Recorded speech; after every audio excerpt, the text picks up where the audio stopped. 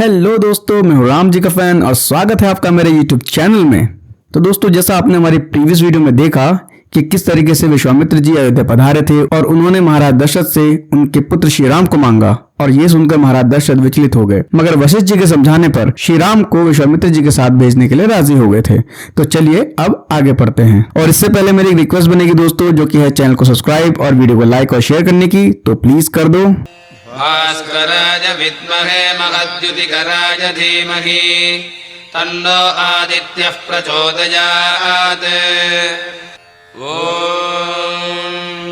फिर महाराज ने श्री राम और लक्ष्मण जी को बुलाया और फिर माता कौशल्या और दशरथ जी ने राम और लक्ष्मण जी को अपनी शुभकामनाएं देकर विदा किया। और फिर जब श्री राम, लक्ष्मण और विश्वामित्र जी नगर से निकले तब सब लोगों ने उन्हें विदा किया तथा शंख ध्वनि और नगाड़े भी बजाए। सबसे आगे विश्वामित्र, उनके पीछे श्री रामचंद्र और उनके पीछे हाथ में धनुष लिए सिर पर जुल्फे बिखराए हुए सुमित्रानंदन श्री लक्ष्मण जी चले। दोनों सुंदर राजकुमार अपनी पीठ पे तरकश, हाथों में धनुष लिए विश्वामित्र जी के पीछे जब चलते थे तो ऐसा लगता था कि मानो ब्रह्मा जी के पीछे अश्विनी कुमार चल रहे हों। और इसी प्रकार चलते चलते जब अयोध्या से 6 कोस दूर सरयू नदी के दक्षिण तट पर वे पहुंचे तब विश्वामित्र जी ने श्री राम से कहा कि हे वत्स, जल से शरीर शुद्ध कर लो, मतलब नहा लो, क्योंकि इसके बाद मैं तुमको 2 नई विद्याएं बला और अति बला सिखाऊंगा। अब आप सोच रहे होंगे कि ये बला और अति बला क्या बला है, तो आगे आपको इसी क्वेश्चन का आंसर करते हुए विश्वामित्र जी कहते हैं कि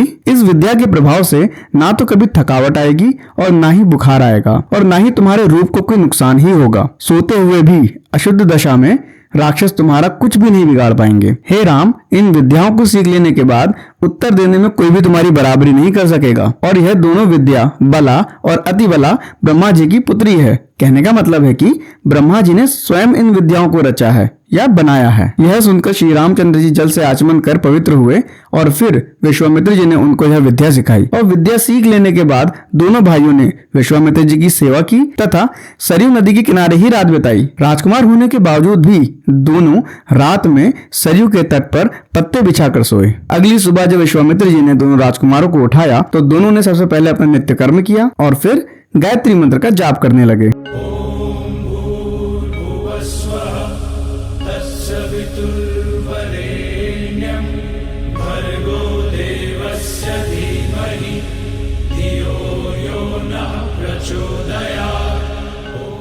फिर उन्होंने अपने गुरु को प्रणाम किया और विश्वामित्र जी के साथ चलना शुरू किया। फिर वह तीनों चलते चलते पहुंचे सरयू और गंगा तट के संगम पर। और वहां दोनों राजकुमारों ने देखा कि वहां कई सारे आश्रम हैं जहां ऋषि मुनि कई वर्षों से तप कर रहे हैं। उस आश्रम को देखकर श्री राम जी ने विश्वामित्र जी से पूछा कि यह परम पवित्र आश्रम किसका है और अब यहाँ कौन रहता है, मुझे जानने की बड़ी इच्छा है। अब राजकुमारों को इतनी उत्सुकता से प्रश्न करने पर विश्वामित्र जी हंस पड़े और कहा कि कंदर्प, जिसको लोग कामदेव भी कहते हैं, पहले शरीरधारी था और इस स्थान पर शिव जी तप किया करते थे। जब शिव जी विवाह करके देवताओं सहित यहाँ आए तब कामदेव ने शिव जी को काम से भरना चाहा, परंतु शिव ने जोर से डांट लगाई और अपना तीसरा नेत्र खोलकर कामदेव के अंग बिखेर दिए, मतलब उनके अंगों को भस्म कर दिया। और तब कामदेव का शरीर भस्म हो गया और कामदेव बिना शरीर के हो गए। और जिस जगह पर कामदेव के अंग गिरे उस जगह का नाम अंग देश पड़ गया। यह आश्रम महादेव का है और यहाँ सभी मुनि परंपरा से शिव भक्त हैं, अतः आज हम यही रहेंगे। और जैसे ही आश्रम के मुनियों और ऋषियों को पता चला कि विश्वामित्र समेत राजकुमार राम और लक्ष्मण वहाँ आए हैं तो उन्होंने उन तीनों का आदर और सत्कार किया, उनको भोजन दिया और रात में श्री राम और लक्ष्मण जी को